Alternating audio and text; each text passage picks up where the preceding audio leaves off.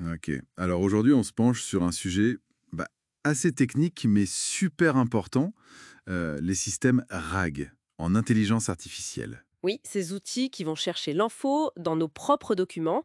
Il y en a de plus en plus, c'est vrai, mais c'est un peu la jungle pour choisir et surtout pour bien les configurer. Exactement. Et pour y voir plus clair, on s'appuie sur une analyse, une exploration assez poussée menée par David Romeuf. Tout à fait. Il a vraiment mis les mains dans le cambouis. Il a comparé plusieurs plateformes connues, OpenWBI, Cotamon, Rackflow, Verba. Et il n'a pas juste comparé les plateformes, il a joué avec tous les réglages possibles, c'est ça? C'est ça l'intérêt, voir ce qui change vraiment la performance. Notre objectif, c'est un peu de défricher tout ça, de comprendre les facteurs clés qui font qu'un RAG marche, ou pas. Et juste pour rappeler, RAG, c'est bien pour que l'IA accède à des connaissances externes, nos documents par exemple. Faut pas confondre avec le fine-tuning où on réentraîne le modèle. Voilà. Alors, son expérience, il a pris des articles scientifiques d'astrophysique, assez pointus, Ok. en anglais, et il a posé des questions dessus. 15 questions fixes, mais en français. Ah, intéressant, pour tester la compréhension entre langues. Malin. Oui. Et il a fait ça d'abord sur une petite base, juste 3 articles, puis sur une beaucoup plus grosse, 108 articles, pour voir si le système arrive toujours à trouver l'info précise quand il y a beaucoup de bruit. Et côté technique, il a testé quoi comme composant? Alors là, il a été large.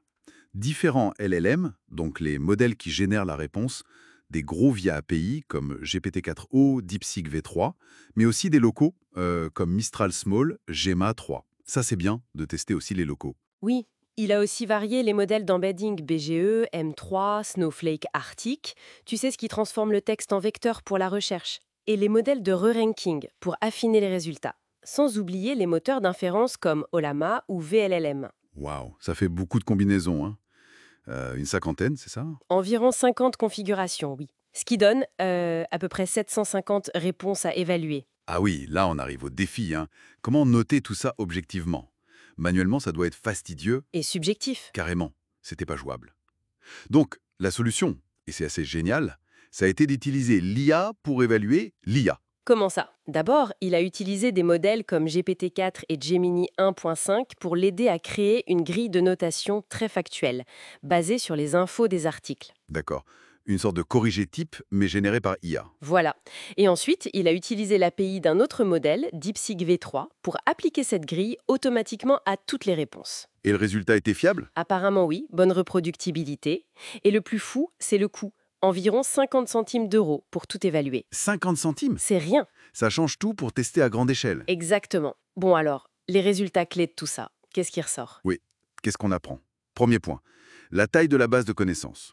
Sans surprise, les toutes meilleures notes sont souvent obtenues avec la petite base, les 3 articles. C'est plus facile de trouver l'info. Logique.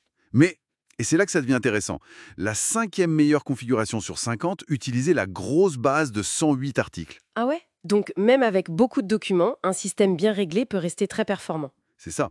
Deuxième point, l'importance du LLM générateur, celui qui rédige la réponse finale, le cerveau en quelque sorte. Voilà.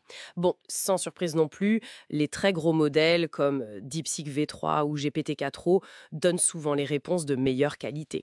Ok, la puissance brute, ça aide. Mais attention, il y a une nuance importante. Un modèle local, bien plus petit, comme Mistral Small 24B, c'est quand même classé 9e sur 50. Ah, ça c'est une super nouvelle. Ça veut dire que des solutions locales, moins chères, plus privées, peuvent vraiment tenir la route. Tout à fait. Troisième enseignement, et celui-là est peut-être plus surprenant, le chunking, la manière de découper les documents en morceaux. Oui, Qu'est-ce qu'il a trouvé? on pourrait penser que des méthodes très sophistiquées, basées sur le sens, seraient meilleures. Eh bien, dans ces tests, un découpage assez simple, basé sur le nombre de tokens, par exemple, des chunks de 250 tokens avec un petit recouvrement, c'est souvent montré plus efficace. C'est contre-intuitif ça. Donc pas besoin de se compliquer la vie forcément. Apparemment, pas toujours. Par contre, la taille de ces chunks est cruciale.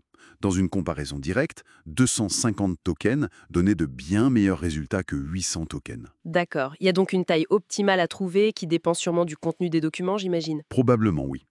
Il a aussi noté que certains modèles d'embedding comme BGE M3, E5 ou Snowflake Arctic géraient bien le fait de poser des questions en français sur du texte anglais. Bon à savoir pour le multilingue. Petite note sur E5, il est souvent bien classé dans les benchmarks, mais il a une limite de 512 tokens en entrée, ce qui peut être un peu juste pour certains RAG.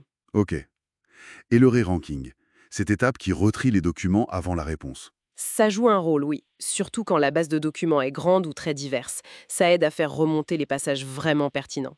Même avec peu de documents, ça peut améliorer le classement. D'accord. Et les plateformes elles-mêmes, genre Kotamon, OpenOBUI, il y en a une qui sort du lot? Eh bien non, justement. Le message principal, c'est que toutes les plateformes testées peuvent être performantes. Ah, oui, si elles sont bien configurées. La différence se fait vraiment au niveau des réglages. Le LLM choisi, la méthode de chunking, le re-ranking. Donc la plateforme, c'est moins important que la façon dont on l'utilise et on la règle. C'est exactement ça. D'ailleurs, un dernier truc assez bluffant de son analyse, Mhm. il a utilisé Gemini 1.5 pour analyser son propre tableau de résultats, très complexe. L'IA qui analyse les résultats sur l'IA. Voilà. Et en quelques secondes, Gemini a sorti des conclusions très similaires à celles que lui avait mis 1 heure à dégager manuellement. Impressionnant. La boucle est bouclée, comme tu disais. Bon, si on devait synthétiser tout ça, Ben, je dirais que la clé pour un RAG efficace, c'est vraiment la configuration.